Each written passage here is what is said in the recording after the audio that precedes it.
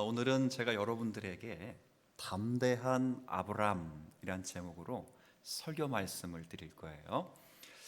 자, 14장의 전반부 이야기인데 딱 봐도 이 이야기는 전쟁 이야기입니다. 무슨 이야기요? 전쟁 이야기입니다. 아주 간략하게 요약을 하면 아브라함이 사로잡혀간 조카 롯을 구원해내기 위해서 자기 집에서 길리운 318명의 군사를 데리고 전쟁에 참여합니다. 그리고 참여해서 롯의 가족과 모든 것들을 무사히 구출하고 나왔다 하는 게 오늘 전체의 내용이에요. 근데 이제 성경의 전쟁 기사는 조금 이렇게 재밌습니다. 뭐가 재밌냐면 스토리가 재밌는 게 아니라 관전 포인트가 조금 재밌습니다. 오늘 본문에도 두 가지 관전 포인트를 우리에게 제공하는데, 하나는 이 아브라함이 도대체 어떤 나라와 싸웠는가 하는 거예요. 자, 일단 보십시다. 어떤 나라와 싸웠는지. 제가 읽으면서 혹시 발음이 좀 틀려도 양해를 구합니다. 자, 이 굉장히 어려운 나라들이, 부르기도 어려운 나라예요. 1절 보세요. 1절. 당시에 시날 왕 아무라벨과 엘라살 왕 아리옷과 엘람 왕 그돌라 오멜과 고임 왕 디다리. 자, 어려워요, 쉬워요? 자, 간단하게 네 나라 왕이 이렇게 돼 있어요. 근데 중요한 건 엘람 왕은 중요합니다. 주동자이기 때문에 네 나라 왕이. 2절에 소돔 왕 베라와 고모라 왕 비르사와 아드모 왕 시납과 스보임 왕 세메벨과 벨라곧 소랑과 싸우니라. 어려워요, 쉬워요? 5나라와 싸웠더라. 자, 간단하게 네 나라와 5나라. 이 네 나라는 지금의 이란, 이라크 지역이고 이 5나라는 지금은 팔레스타인 지역입니다. 그러니 중동 전쟁이 지금 일어난 거예요. 자, 누가 이겼을까요? 네 나라와 5나라가 싸웠으니까. 아브라함이. 이 성경 되게 많이 읽으셨어요. 그거 말고 네 나라와 5나라가 싸웠다니까. 아브라함 말고 5나라 이겼으면 참 좋겠잖아요, 그죠? 근데 보시면 11절. 자, 주인공 이제 이긴 팀이 등장합니다. 몇 명의 왕이? 네 왕이. 자, 5나라를 이기고 5나라 가운데 소돔과 고모라의 모든 재물과 양식을 빼앗아 갔더라. 왜 소돔과 고모라를 주목했을까요? 여기 누가 있기 때문에? 그렇죠, 롯이죠. 누구 조카죠?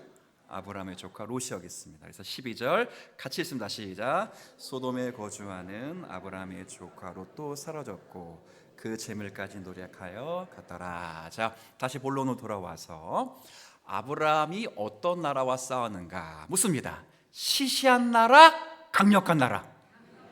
그래요. 여하튼 훌륭하신 것은 변함이 없습니다. 강력한 나라와 싸웠습니다. 5나라를 이긴 네 나라와 싸워서 아브라함이 오늘 승리한 겁니다. 몇 명 데리고? 말이 돼요, 이게? 말이 됩니까? 이란, 이라크 참전에서 이겼다는 거예요. 두 번째 관전 포인트. 그 다음, 롯을 구원하기 위하여 아브라함이 묻지도 따지지도 않고 318명 데리고 뭐 했다고요? 그렇죠. 그 용기가 어디서 났는가 하는 거예요. 13절에 보면 14절이네요. 단까지 올라가거든요. 근데 13장 마지막 절에 아브라함이 지금 어디에 있냐면 헤브론에 있습니다. 이 이스라엘에서 단이라고 하는 건 이스라엘 가장 북쪽이에요. 그래서 헤브론에서 단까지 거리가 수백 킬로미터가 됩니다. 이 수백 킬로미터를 한달음에 달려갔어요. 누구 구원하려고? 롯, 조카 롯 구원하려고. 한달음에 달려가서 그 전쟁의 결과가 밤에 기습 공격을 해서 싸움을 하게 되는데, 결과만 제가 읽어드릴게요. 15절. 그는 아브람입니다. 아브람과 그의 집에서 길러진 318명의 군사들이 나누어 밤에 그들을 쳐부시고 다메섹 왼편 어디까지 갔어요? 호박까지 쫓아가서 모든 빼앗겼던 재물과 자기의 조카 롯과 그의 재물과 또 부녀와 친척을 함께 했습니다. 시작. 다. 이 전쟁에서 아브라함이 두려워했다, 안 두려워했다? 신기하다 그 말이에요. 자, 그래서 성경은 이렇습니다. 전쟁에 대해서 배우는 거 아니잖아요, 그죠? 자, 전쟁은 끝났고 이 내용이고, 이 전쟁 기사를 통해서 하나님이 우리에게 관전 포인트를 통해 알려주신 영적 메시지는 뭔가 하는 것을 제가 여러분에게 두 가지를 설명해 드릴 거예요. 첫 번째는 이 전쟁 기사를 통해서 우리에게 하나님이 깨닫게 하시고 보여주시는 것은, 첫 번째, 롯이 아브라함의 공동체를 떠났음에도 불구하고 여전히 하나님의 사랑받는 백성이라, 그 사실을 보여주는 거예요. 한번 생각을 해보십시다. 사실 이 전쟁에 롯이 휘말린 건 전적으로 누구 책임이에요? 지 책임이야, 자기 책임. 뭐 아브라함이 등 떠밀었습니까? 이런 생각 해봤어요? 만약에 롯이 소돔성 안으로 들어가지만 않았다면 이 전쟁에 휘말린다, 안 휘말린다? 그렇죠. 13장에는 소돔 어디까지 갔죠? 근처까지. 근데 14장 12절엔 소돔 안으로 들어갔단 말이에요. 근데 안으로만 안 들어갔다면, 가나안 경계 광야에 머물렀다면 롯은 이 전쟁에 휘말리지 않았다는 거예요. 그런 면에서 이 전쟁의 책임은 오롯이 누구에게 있습니까? 롯에게 있습니다. 이유는 간단해요. 하나님 의지하지 않겠다. 나 세상을 이제 힘입어 살고 싶다. 자기가 좋은 대로 다 했단 말이에요. 전쟁이 일어났습니다. 그런데 본문에서 우리가 유심히 봐야 될 것은, 그럼에도 불구하고 하나님께서 그를 버리지 않으시고, 따라합시다, 구원하셨다. 뭐 하셨다고요? 이게 중요한 거예요. 자, 묻습니다. 아브라함은 이 전쟁에 왜 참여했죠? 오직 누구 구원하려고? 나중에 자기가 탈취한 거 다 돌려줍니다. 소돔 왕에게. 물론 10분의 1은 멜기세덱에게 바치고 나머지 10분의 9는 자기에게서 온 승리가 아니라는 사실을 깨닫고 전부 돌려줘요. 그러면 아브라함은 오롯이 누굴 구원하기 위해서 참전했어요? 롯을 구원하기. 그런 아브라함의 전쟁에 하나님이 승리를 주심으로 하나님도 롯이 구원받는 일에 찬성을 하신 거예요. 자, 이게 참 놀랍습니다. 뭐 아브라함 입장에서 제가 만약에 아브라함이라면 좀 못된 마음을 가질 수 있어요. 뭐 정당방위입니다. 그놈, 내 그럴 줄 알았어. 대부분 그렇지 않나요? 그죠? 싹수가 어릴 때부터 놀았더라고. 그래서 내 그 땅 선택할 때부터 그런 일 만날 것으로 예상했어 하고 무관심으로 그냥 돌려버리면 돼요. 또 한편으로는 도움을 요청했더라도, 자, 이게 싸울 전쟁입니까? 환경이 안 좋잖아요. 내가 힘이 미력하니 난 못 도운다. 그러니 어쩔 수 없이 외면할 수도 있었습니다. 그런들 누가 아브라함을 뭐라 그럴 사람이 한 명도 없어요. 한 명도 없다고요. 한 명도. 그런데 아브라함은 5 왕도 이기지 못한 싸움에 뛰어듭니다. 왜요? 오직 누구 구출하기 위해서? 롯을 구원하기 위해서. 보잘것없지요. 행동을 보면 아주 그냥 나쁘죠. 믿음도 하나도 없는 것처럼 보여요. 딱 한 가지 이유. 그러나 그도 우리의 골육 친족이요, 그리고 하나님의 유업을 함께 받은 하나님의 뭐라고요? 백성이기 때문에 참조한 거예요. 여러분, 아브라함의 이런 행동을 통해서 우리 하나님의 계시사 속에서 깨닫는 게 있어요. 뭐냐? 아, 그렇구나. 롯이 아브라함의 공동체를 떠났어도 여전히 하나님의 백성이로구나. 그렇죠? 롯과 아브라함이 분가한 것은 약속의 씨가 롯의 가문이 아니라 아브라함의 가문에서 태어나도록 하기 위해 하나님이 분가를 시킨 것은 맞지만, 약속의 씨로 오는 메시아의 은혜로부터도 롯이 떨어져 나간 것은 아니로구나 하는 것을 하나님이 깨우쳐 주는 거예요. 아브라함이 그 사실을 믿고 믿음으로 전쟁에 나갔습니다. 이런 말씀을 제가 여러분들에게 어떻게 이제 전해야 되냐면, 우리에게 큰 교훈을 줍니다. 왜냐하면 우리들 주변에도 롯들이 있어요, 없어요? 맞습니다. 진짜 롯들이 많습니다. 어떤 사람들이에요? 스스로 신앙인이라고는 말은 하지만 교회는 잘 나오지를 않는 사람들이 있어요.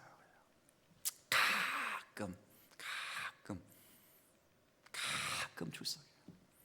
그리고 공동체 속으로 적극적으로 들어오지 않는 사람들이 있어요. 그렇죠? 근데 물어보면 자기는 누구 믿는다고? 참 속이 어떻게 돼요? 뭐 멀리 보지 마시고 옆에 볼 때 속이 뒤집어지는 거야. 뒤집어져. 너무 아쉬워 보입니다. 신앙생활 하려면 좀 제대로 하든지 기도라도 한번 뜨겁게 해보든지 성경 읽으면서 말씀 때문에 고민이라도 좀 해보든지 목사님 말 참 잘하더라. 뭐 기도 깔끔하게 끝나던데? 참 주변에 롯들이 얼마나 많은지 몰라요. 놀라운 건 그들이 우리의 가족일 수 있고 친척일 수 있고 친구일 수 있다는 거예요. 여러분들, 이런 사람들을 적극적으로 전도하는 게 쉬워요, 어려워요? 어려워요. 안 믿는 사람을 전도하면 기분 나쁘면 나한테 예수 이야기하지 마, 딱 거절하거든요. 근데 이런 분들에게 예수 잘 믿으라 그러면 아유, 언젠간 잘 나갈 거야. 때가 되면 잘할 거야. 야, 너 나한테 잘해봐. 혹시 아냐? 네 하는 것 봐서 내가 나갈지? 감사하게 여러분의 가정에는 아니 계신 것 같아서 얼마나 속이 뒤집어지는 줄 모릅니다. 쏘아붙이고 싶어요. 너 나중에 지옥 가도 딴 말하지 마. 너 그러다 지옥 간다. 이렇게 말하고 싶기도 하지만 오늘 이 말씀을 통해서 다시 한번 우리가 확신해야 할 것이 있다면 그럼에도 불구하고 하나님의 긍휼이 그들에게 있을 수 있다는 거예요. 조카 롯에게 옆에 누가 있습니까? 아브라함이 있었던 것처럼 그들 옆에 여러분이 계신다는 것 사실 자체가 하나님이 그들에게 관심과 긍휼과 은혜를 주고 있다는 사인인 줄 믿고 짜증나고 괴롭고 힘들고 기도하고 싶은 마음이 전혀 생기지 않을지라도 여러분들이 아브라함이 롯을 향하여 축복의 통로가 되었던 것처럼 여러분도 그런 통로가 되는 일에 저와 여러분이 사용되어지는 은혜가 있었으면 좋겠어요. 이것 때문에 아브라함이 전쟁에 뛰어들어요. 계산 없는 사랑이죠. 마치 예수 그리스도께서 죄와 사망에서 저와 여러분을 구원하여 하나님의 백성 구원 만드시기 위하여 이 세상에 찾아오시고 자신의 모든 것을 십자가에서 쏟아내신 것처럼 우리 주님은 계산 없는 사랑으로 마치 무모한 전쟁처럼 이 전쟁을 치르셨지만 하나님이 롯과 같은 저와 여러분을 구원하시기 위하여 마치 그리스도의 희생적인 싸움을 승리로 일관하여 우리를 죄와 사망에서 건져내신 줄 믿습니다. 저도 마찬가지고 여러분도 마찬가지고 다 롯이었던 적이 모르겠어요. 있었을 것이라고 봅니다. 저도 제 신앙이 여기까지 오도록 하기 위하여 우리 어머니의 마음이 얼마나 속이 썩었을까 하는 생각을 해본 적이 있습니다. 어머니 입장에선 제가 누가 됐겠어요? 롯이에요, 롯. 그러나 하나님은 그런 방향을 통해서 자기의 택한 백성을 구원하시는 그 구원의 경륜을 결코 중단하지 않는다는 거예요. 우리가 할 일은 누가 구원을 받고 누가 구원을 받지 못했는가를 가늠하는 일이 아니라 우리 모두가 아브라함의 축복과 통로가 되었듯이 주변에 있는 롯들에게 축복의 통로가 되기 위하여 아브라함과 같은 자리에 서는 은혜가 있어야 될 줄로 믿습니다. 이거 잘 감당하셔야 됩니다. 두 번째는 조금 더 좀 세심하게 말하면 두 번째 이 사건을 통해 우리에게 보여주고 싶은 것이 뭐냐 하는 거예요. 아브라함의 사랑, 용기 다 이것이 어디서 나왔을까 하는 거예요. 이건 다름이 아니라 아브라함이 만난 하나님의 하나님 되심 때문입니다. 그러니까 하나님만이 유일한 왕이시라는 사실을 아브라함이 깨달았기 때문에 아브라함이 이 전쟁에 뛰어들었습니다. 사실은 우리가 이미 12장을 읽고 넘어왔기 때문에 아브라함이 원래 대담한 사람이 아니었다는 것을 우리가 잘 알고 있어요. 그죠? 가나안 땅에 들어왔지만 기근으로 인해서 다시 돌아갈 때, 애굽으로 내려갈 때 너무 무서워서 자기의 생명을 부지하기 위해서 자기 아내를 누이라고 거짓말을 했습니다. 이 일로 인하여 큰 어려움을 겪게 될 그 시점에 하나님이 기적적으로 나타나셔서 아브라함을 꾸짖지 않고 바로 왕을 혼내심을 통해서 하나님이 얼마나 위대하시고 전능하신 분이신가를 깨달았어요. 바로에게 내 재앙을 내리시면서 하나님의 위대하심, 그리고 모든 만사를 당신의 선하신 뜻대로 주관하실 수 있는 하나님의 전능하심, 세상을 호령하는 바로 왕조차도 하나님의 뜻 앞에 굴복할 수밖에 없는 일개 피조물에 불과한 절대 권력을 가졌음에도 불구하고 하나님이 말씀하시니 그 앞에 부복할 수밖에 없다는 사실을 발견하면서 자신이 섬긴 하나님이 누구신가를 아브라함이 깨닫게 됩니다. 아브라함 그때 깨달았어요. 이 세상의 진짜 왕은 누구라고요? 하나님이십니다. 하나님이 참된 왕이십니다. 깨달았어요. 그래서 언약이 위태로워질 때라도, 약속을 받은 당사자가 힘이 없을지라도 약속을 수여하신, 약속을 맺으신 하나님이 살아계시기 때문에 없는 것 가운데 있게 하시고 약한 자를 강하게 하시고 무에서 유를 창조하셔서 반드시 어려운 환경 중에서도 하나님은 구원을 만들어 내시는 살아계신 하나님이시다. 그걸 깨달았어요. 깨달았다. 그래서 전쟁에 뭐 했다고요? 누구 구원하는 전쟁? 구원의 전쟁에 참여했다는 거예요. 하나님 믿고 참여했다는 거예요. 그래서인지요, 제가 14장을 쭉 읽으면서 14장에서 제일 많이 등장하는 단어가 하나의 단어, 한 글자 단어가 있어요. 한 글자. 어떤 단어일까요? 네, 왕이라는 단어예요. 왕. 몇 번이 반복됐냐면, 제가 세었는데 틀릴 수도 있지만 몇 번을 세었으니 맞을 것 같아요. 28번이나 썼어요. 왕. 당시의 왕은 신의 대리자입니다. 더불어 당시의 왕은 신을 자처했던 왕이에요. 그런데 이 모든 왕들이 회파되고 아브라함에게 하나님이 승리를 주시면서 깨닫게 하신 것은 진짜 유일한 왕은 누구밖에 없다고요? 살아계신 하나님밖에 없다. 그분이 우리를 구원하시는 참된 왕이시라 하는 사실을 깨닫게 하셔요. 아브라함이 다시 한번 깨닫습니다. 얼마나 멋있는 사건인지 몰라요. 그런 의미에서 이 전투는 더 이상 아브라함의 전투가 아닙니다. 왕들의 전쟁인데 참된 왕이신 하나님이 치르시는 전쟁이고, 아브라함은 왕이신 하나님의 대리자로 이 전투에 참여하고 있어요.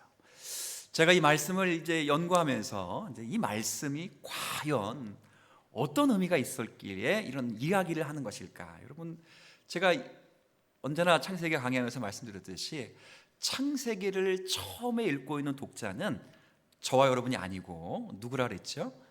이스라엘 백성이라고 말씀드렸습니다. 근데 어떤 이스라엘 백성이냐면 애굽 땅에서 종살이 하다가 빠져나와서 지금 광야에 머물고 있는 이스라엘 백성들이에요. 그 백성들이 지금 광야에 있습니다. 광야에서 수없이 많은 싸움들을 겪고 있고요.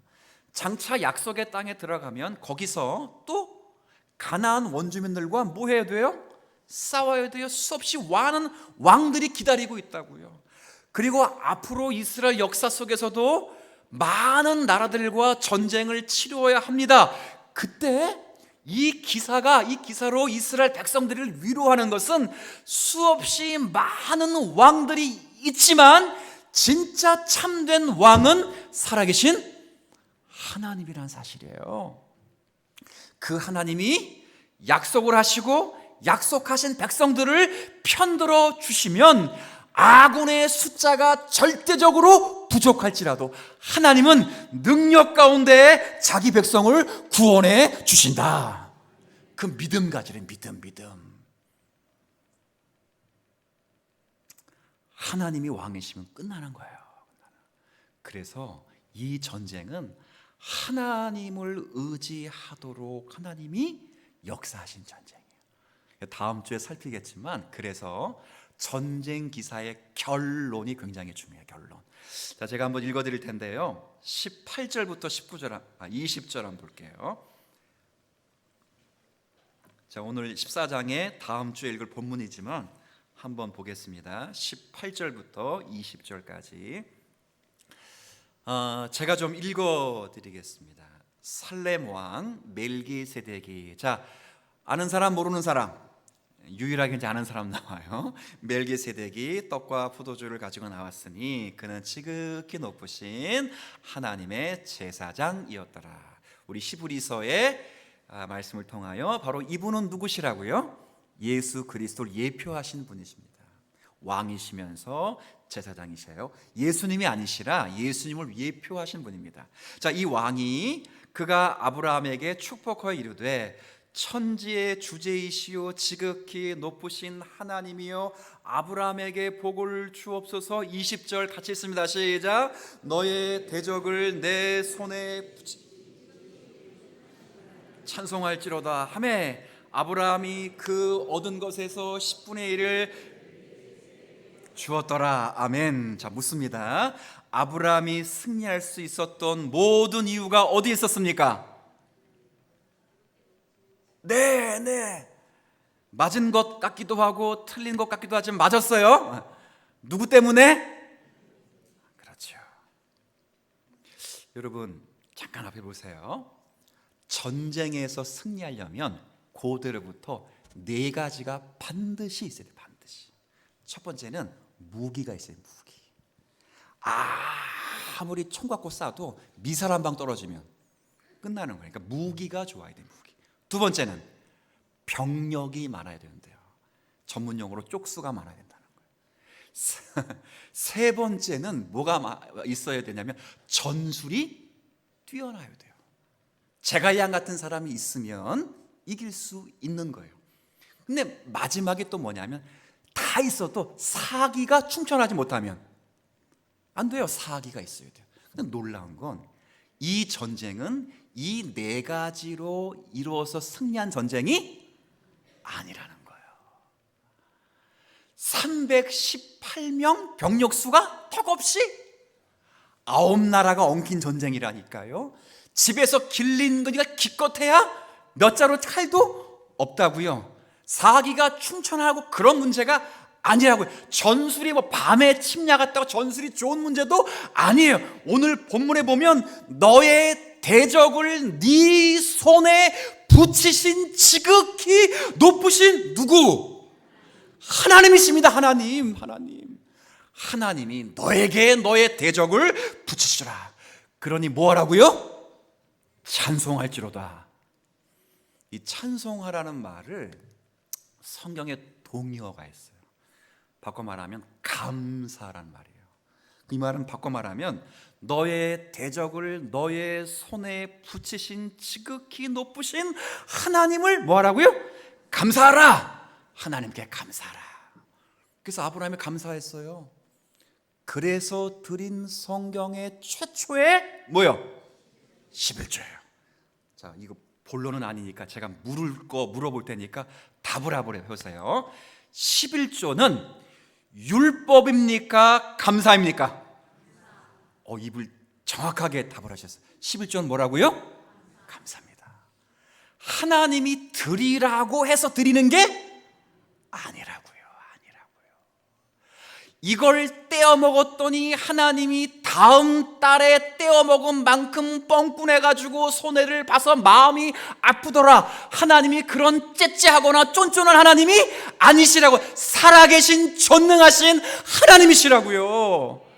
그렇게 만들지 마요. 11조는 율법이기 때문에 혼나지 않기 위해서, 복받기 위해서 바치는 게 아니라 뭐 하는 것 때문에? 감사하셔요. 감사. 유일한 왕인 하나님이 모든 대적들을, 우리의 죄와 세상의 유혹과 모든 세력의 권력들, 28명이 넘는 왕보다 더 많은 세상의 악의 세력들을 우리에게 붙여 오늘도 승리하고 기도하고 이 자리에 나와 하나님을 찬송할 수 있게 하신, 하나님께 감사할 수 있도록 하신 은혜에 감사하는 게 뭐예요? 설교에 흥분 안 하다가 여기 하니까 11조 내라는 설교가 아니에요. 11조는 명예라고요. 성도의 특권이라고요. 아브라함이 그걸 깨달았어요. 내가 용감해서, 내가 전술을 짜서 아니로구나. 하나님이 나와 함께 하셨구나. 그거예요. 이 고백이 광야에 있는 백성들에게 얼마나 큰 힘이 되겠어요. 매일 아침마다 하늘을 봐야 되는데 오늘은 먹을 것이 나올까? 매일 아침 하늘을 봐야 되는데 우리의 광야길은 언제 끝나는 것일까? 가나안 땅은 철기 문화이고 우리는 청동기 문화인데 과연 그 땅을 정복할 수 있을까? 이 기사가 가나안 땅에 아직 도착하진 않았지만 광야에서 이 기사를 받고 있는 이스라엘 백성들은 28명의 왕을 무찌른 아브라함의 하나님을 보면서 하나님이 우리를 편드시고 약속하신 이상 우리는 반드시 우리의 구원에 있어서 승리하고 말 것이다. 확신을 갖게 하는 확신. 시간을 좀 더 보내보죠. 이 사건이 있은 이후로 4000년이 지나면 이제 이 창세기 기사를 누가 읽습니까? 저와 여러분이 4000년이 지난 지금에서 이 말씀을 읽습니다. 지금 저와 여러분도 신약 성경의 마지막 성경 요한계시록에 의하면 우리 모두도 광야를 행진하는 전투하는 교회입니다. 전투하는 교회라는 건 매일 뭐 한다는 거예요? 싸운다는 얘기. 병력이 많습니까? 아니죠. 여러분이 깡이 좋습니까? 전술이 뛰어납니까? 세상의 힘, 교회가 가진 힘으로 세상을 이긴 적이 있습니까? 교회가 가진 전술로 이 세상을 이긴 적이 있습니까? 이긴 적이 있으면 이야기해 보십시오. 세상을 이기는 힘은 우리의 거룩이며 살아계신 하나님의 말씀이었습니다. 그 말씀을 주신 하나님이 우리의 왕이셔요. 28명의 왕이 언급되었습니다. 이 세상은 28명의 왕보다 더 많은 왕들이 우리의 마음을 찬탈하고 내 마음의 주권자가 되기 위하여 우리의 심령을 공격하고 있습니다. 만모니즘, 명예욕, 물질욕, 여러 가지 휩쓸려가는 우리의 삶의 자리에서 우리가 우리의 힘으로 이 세상에서 나 자신을 지킨다고요? 조심스럽게 한번 고백해 볼까요? 택도 없는 소리. 시작.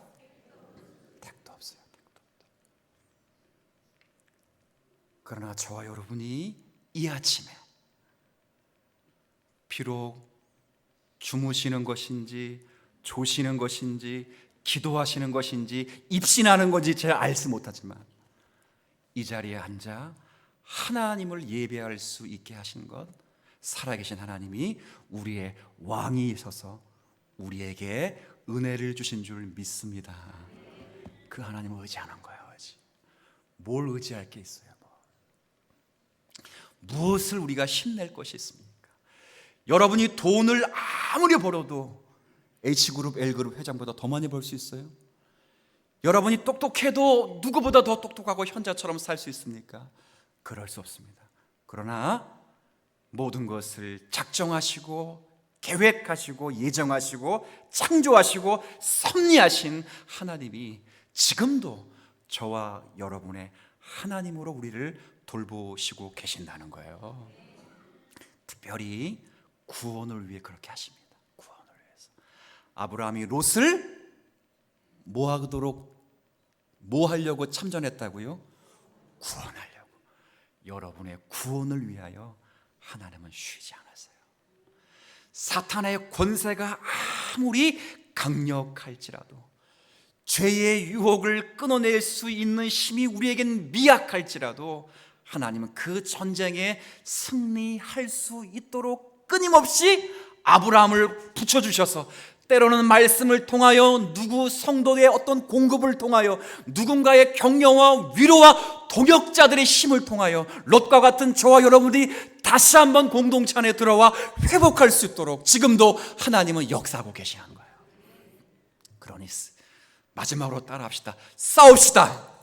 싸웁시다. 싸웁시다. 싸웁시다. 하나님이 왕이 되시는데 뭐가 겁날 것이 있겠습니까? 설교 끝나고 351장을 부를 것인데, 믿는 사람들은 주의 군산이 앞서가신 주를 따라갑시다. 우리 대장 예수 길을 들고서 접전하는 곳에 가신 것을 보라. 믿는 사람들은 주의 군산이 앞서가신 주를 뭐라고요? 여기 보면 중간에 참 멋있는 기사가 나와요. 우리 대장 예수 길을 들고서 어디에 가 계신다고요? 십자가 지고 나서 뒤에서 진두지휘하시는 게 아니라 접전하는 곳에 이미 가 계신다는 거예요. 이미 계신다. 싸움은 우리가 하고 하나님은 뒤에서 야 이게 아니고, 누가 대신 싸운다고요? 하나님이 예수님이 뭘 들고, 그것도 깃발 들고 싸운다는, 깃발 들고 승리의 기, 여호와 니시라고 하는 예정 가운데 언약 속에서 확정된 그 은혜, 그 사랑을 근거로 우리를 구원하시고요, 지금도 하나님 부단히 노력하시는 주님인 줄 알아요. 이 싸움을 싸우십시오. 말씀을 따라가는 싸움. 죄를 이기고 세상의 유혹을 이기고 죄의 소욕을 죽여버리고, 그리고 세상에서 하나님의 백성대로 살고 싶어하는 몸부림치는 싸움을 승리해서 다음 주에는 조금 더 하나님 앞에 11조 헌금 양이 느는 게 아니고 마음의 11조라고 하죠. 하나님 감사합니다. 우리의 수없이 많은 대적을 우리 손에 붙이신 살아계신 하나님이 나의 왕이셨습니다. 고백하는 저와 여러분이 되시기를 주님의 이름으로 축복하겠습니다.